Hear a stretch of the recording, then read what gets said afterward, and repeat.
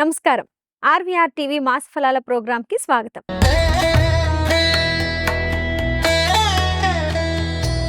ప్రతి నెల గ్రహగతులను తెలుసుకుంటూ రాశి ఫలితాలను విశ్లేషిస్తూ ఆర్వీఆర్ టీవీ చేస్తున్న ప్రత్యేకమైన ప్రోగ్రాం మాస ఫలాలు. ఈ ప్రోగ్రాంని ఆదరిస్తున్న మీ అందరికీ ధన్యవాదాలు. సెప్టెంబర్ నెల. ఈ నెల భక్తికి శక్తికి ప్రతీకగా నిలిచే పవిత్రమైన మాసం. భాద్రపద మాసం ముగింపు, ఆశ్వయుజ మాసం ప్రారంభం. విఘ్నాలను తొలగించే మహాగణపతి అనుగ్రహం, జగజ్జనని అమ్మవారి కృపా కటాక్షం మన జీవితాలని ఆనందమయం చేస్తుంది. మరి ఈ సెప్టెంబర్ మాసంలో గ్రహగతులు ఎలా ఉన్నాయి? ఏ రాశి వారికి అదృష్టం కలిసొస్తుంది? ఈ నెలలో ఎలాంటి పరిహారాలు చేసుకోవాలి? ఇలాంటి ఆసక్తికరమైన ఎన్నో విషయాలను తెలుసుకుందాం. మనతో పాటు స్టూడియోలో ప్రముఖ ఆధ్యాత్మికవేత్త, జ్యోతిష్య పండితులు బ్రహ్మశ్రీ డాక్టర్ శ్రీ సివిబి సుబ్రహ్మణ్యం గారు ఉన్నారు. ఆయన్ని అడిగి మరిన్ని వివరాలు తెలుసుకుందాం. నమస్కారం గురుగారు. నమస్కారం. గురుగారు, ప్రతి నెల ఏ నెలలో ఏ రాశి వారికి ఏ విధంగా ఉండబోతుందనే విషయాల్ని తెలియజేస్తూ ఉంటారు. అందులో భాగంగా సెప్టెంబర్ నెలలో ఏ రాశి వారికి ఏ విధంగా ఉంటుందనే విషయాల్ని తెలియచేయండి. సింహరాశి వారికి సెప్టెంబర్ నెలలో ఏ విధంగా ఉండబోతుంది గురుగారు? సింహరాశి వారికి కొంత జాగ్రత్త అవసరం. ఏమిటంటే రాశిలోనే సూర్యుడు ఉన్నాడు. అంటే సూర్యుడు అంటే ఏమిటి? ఆయన స్వక్షేత్రంలో ఉండేటప్పటికీ ఉత్సాహం పెరిగిపోతుంది, ఆత్మవిశ్వాసం పెరిగిపోతుంది. తద్వారా కొన్ని ఇతరుల మీద తొందరగా కోపం చూపించేటువంటి పరిస్థితులు ఉంటాయి.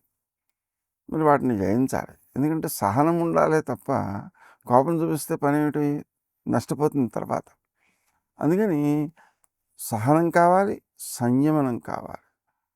అలాగే ప్రతి విషయంలోనూ ఆలోచించి ముందుకు వెళ్ళాలి. ఎందుకోసం అంటే పంచమాధిపతి అయినటువంటి గురుడు వ్యయస్థానంలో ఉన్నాడు. దాంతో ఆ ఆలోచన అనేటువంటి దానికి ఎక్కువ ప్రాధాన్యం ఇవ్వాలి. అయితే స్వయంగా ఆలోచించేటువంటి సమయం ఉండవచ్చు, లేకపోవచ్చు. అందుకని తామకు వచ్చినటువంటి ఆలోచనలను కూడా మనం ఇతరులతో, అంటే ఏమిటి, ఎవరైతే మనం మేలు కోరుతారో వాళ్ళతో సంప్రదించి అప్పుడు మాత్రమే నిర్ణయం తీసుకోవాలి. ముందుగా నిర్ణయాలు తీసేసుకోకూడదు. అలాగే ఉద్యోగస్తులు ఎవరైతే ఉన్నారో వాళ్ళు పనిభారం ఎక్కువగా ఉంటుంది.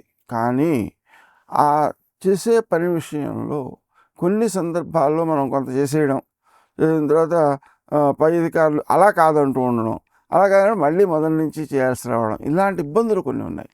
అందుకని పూర్తిగా ఎదుటి వ్యక్తి చెప్పింది చెప్పినట్టుగా చేసేస్తే, ఎందుకంటే మనకి ఆలోచన స్థానంలో దోషం ఉంది కదా, ఆ దోషాన్ని మనం నివారించుకోవడం కోసం వాళ్ళ ఆలోచనలు అమలు పెట్టేసినట్లయితే ఇబ్బంది ఉండదు. అప్పుడు మాత్రమే మనం చేపట్టినటువంటి పనులలో కొన్ని ఆటంకాలున్నా ఆత్మవిశ్వాసంతో ముందుకు వేసేటువంటి అవకాశం ఉంటుంది. అలాగే అధికారులతో మాట్లాడేప్పుడు కూడా సంయమనం పాటించాలి. ఎందుకంటే ఆ సమయంలో మనం మాట్లాడే తీరు ఎదుటి వ్యక్తికి అపార్థాన్ని ఇస్తే కష్టమైపోతుంది. ఎందుకని అపార్థం ఇస్తుంది అంటే అష్టమంలో ఉండేటువంటి శని అష్టమంలో ఉంటూ ద్వితీయాన్ని చూస్తున్నాడు. ద్వితీయం వాక్స్థానం కావడం వల్ల మనకు మాట ఇతరులకు అపార్థాన్ని ఇస్తుంది. అందుకని వీలైనంత వరకు మనం మాట్లాడడం కాకుండా ఎదుటి వాళ్ళని మాట్లాడనివ్వడం, మాట్లాడిన దాన్ని మనం అర్థం చేసుకోవడానికి ప్రయత్నం చేయడం, ఆ ప్రయత్నం అయిన తర్వాత కూడా సరియైన సమాధానం కోసం కొంత ఆలోచించిన తర్వాత నిర్ణయించుకోవాలి. మామూలుగా ఏమవుతుందంటే ఎవరైనా తను మొదటగా మాట్లాడేటప్పుడు తను ముందుగా ఆలోచించుకుని 1 గంట 2 గంటలు ఆ మదన పడి ఒక రకమైనటువంటి ప్రణాళిక సిద్ధం చేసుకుని మాట్లాడతాడు. కానీ మనం వెంటనే రియాక్షన్ ఇచ్చేసినట్లయితే అది ఘర్షణ అయిపోతుంది.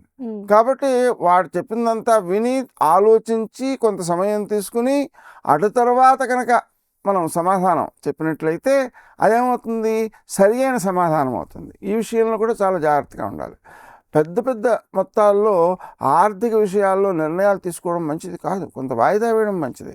ఎందువల్ల అంటే అది తాత్కాలికంగా లాభప్రదంగా కనిపించిన తర్వాత పరిణామంలో దుఃఖప్రదంగా పరిణమిస్తే కష్టమైపోతుంటుంది. అందుకని అలా కూడా జాగ్రత్తలు తీసుకోవాలి. ఖర్చులు ఎలాగా పెరిగేటువంటి అవకాశం ఉంది. ఆ పెరిగేటువంటి ఖర్చులను మనం పొందడానికి ఏవైతే పుణ్యాలు ఉన్నాయో ఆ పుణ్యాలను చేసినట్లయితే అవి కూడా సిద్ధిస్తాయి అన్నమాట. అందుకని మనం జపానికి ఎక్కువ ప్రాధాన్యం ఇవ్వాలి. సుమంతో శ్రీ కార్తవీర్యార్జునాయనమః అనే మంత్రం జపం చేస్తున్నట్లయితే మనకు శ్రమ, కాలము, ధనము కూడా వ్యర్థం కాకుండా ఉంటుంది. ఉత్తమమైనటువంటి ప్రయత్నాలను మనం చేయగలుగుతాం. వ్యవహారంలో ఉండేటువంటి సమస్యలను కూడా అధిగమించగలుగుతాం. ఎలాగంటే మనం ఎక్కడికైనా వెళ్ళేటప్పుడు అక్కడ పని సక్రమంగా సాగాలి అంటే కూడా ఈ మంత్రం బాగా పనిచేస్తుంది.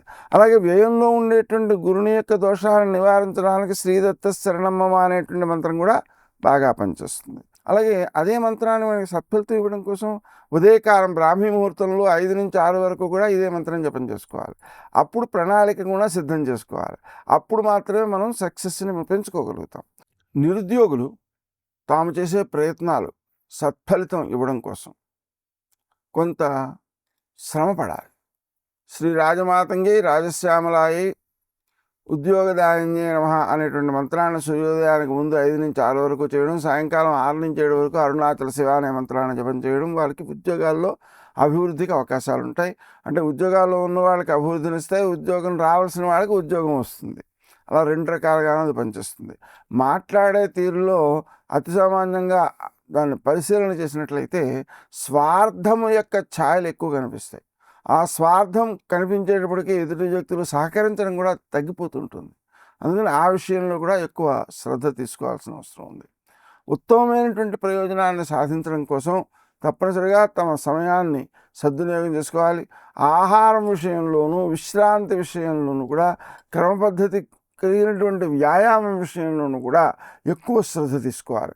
అలాగే ఆరోగ్యం అనారోగ్యం అంటే ఇక్కడ ఆరోగ్యం అనేటువంటి దానిలో పెద్ద తేడా రాకపోయినా అనారోగ్య భావన ఎక్కువగా ఇబ్బంది పెడుతుంటుంది, ఒంట్లో బాగాలేదు అనిపిస్తుంటుంది. దీనికి కారణం అష్టమంలో ఉండేటువంటి శని.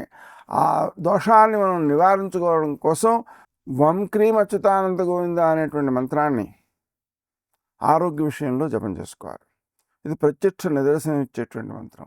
మన శరీరంలో ఎక్కడ ఇబ్బందిగా ఉందో అక్కడ మనం చేయబెట్టుకుని కుడి చేయి పెట్టుకుని ఈ మంత్రాన్ని శ్రద్ధగా కనుక జపం చేసినట్లయితే సరిగ్గా 108 పర్యాయాలు జపం చేసేటప్పటికీ నిదర్శనం కనిపిస్తుంది.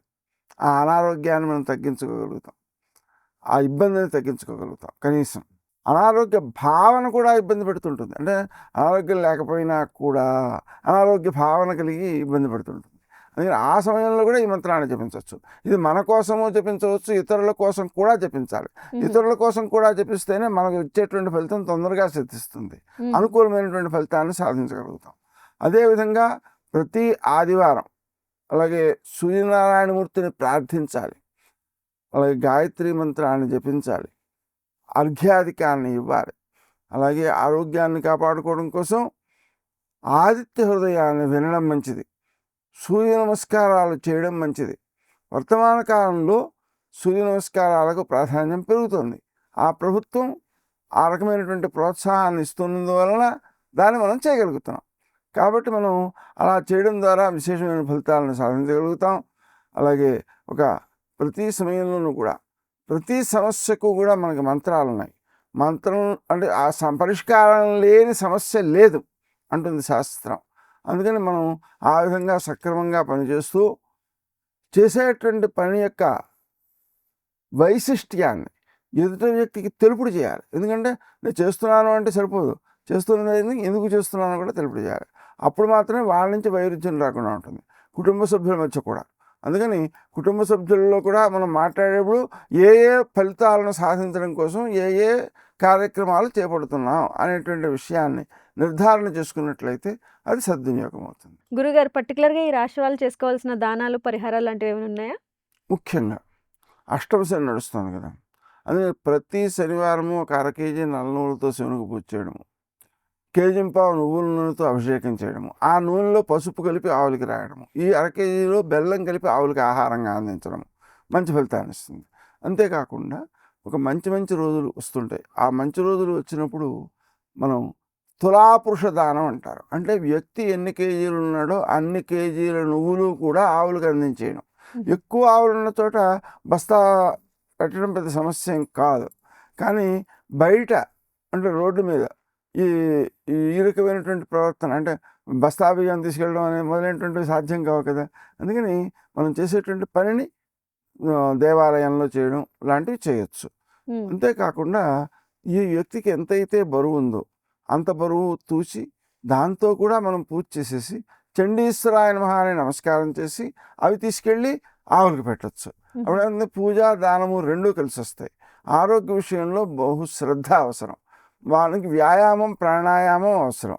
అవి కూడా చేయడం మంచిది. అవి తెల్లవారుజామున చేసినట్లయితే ఎక్కువ సత్ఫలితాన్ని ఇస్తాయి. దాన్ని సద్వినియోగం చేసుకోవడం మంచిది. గురుగారు సింహరాశికి సంబంధించి చాలా చక్కటి విషయాల్ని తెలియజేసినందుకు ధన్యవాదాలు. చూసారుగా ఏ రాశి వారు ఎలాంటి పరిహారాలు చేసుకోవాలో. మీ రాశి ఏంటి, మీ ఫలితం ఏంటి అని తెలుసుకోవాలనుకుంటే సెప్టెంబర్ మాస ఫలాలు ప్లేలిస్ట్ని క్లిక్ చేయండి. మాస ఫలాల ప్రోగ్రామ్ని చూడండి. ఆర్వీఆర్ టీవీని లైక్ చేయండి, షేర్ చేయండి, సబ్స్క్రైబ్ చేసుకోండి. నమస్కారం.